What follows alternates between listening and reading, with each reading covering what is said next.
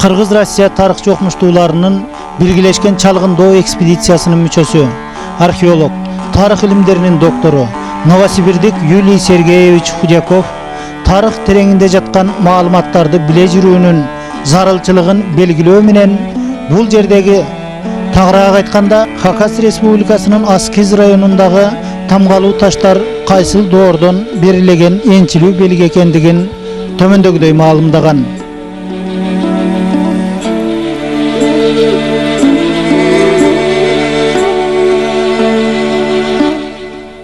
Курган тагарской культуры подгорновского этапа, это примерно 5-4 века до новой эры. Это угловая плита. Вот на 3 угловых плитах есть рисунки. Самый распространенный сюжет — это вот такой орел, птица в геральдической позе. Она тут присутствует очень многих. Но есть изображение человека тоже, очень схематичное.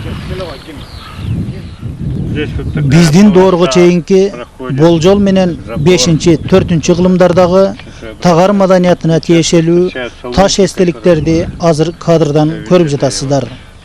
Oşol mezgildin madani önügүүsüne tiyešelүү bolgon burçlarga koyulgan çoң taşlarga kadrda көрүнүп жаткандай аркандай белгилер коюлган. Байыркы доордогу коомдук өнүгүүгө мүнөздүү болгон канатын жайган бүркүттүн жана адамдын элеси түшүрүлгөн сүрөттөр, тосмолор жана башка табышмактуу окуялар катылган чеймелердин bir тобу бар бул жерде.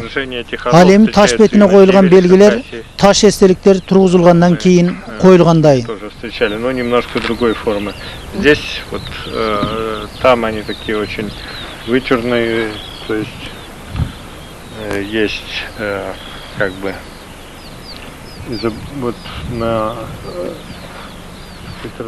Бул жерде байыркы доордон кечки орто кылымга чейинки маалыматтарды табууга болот.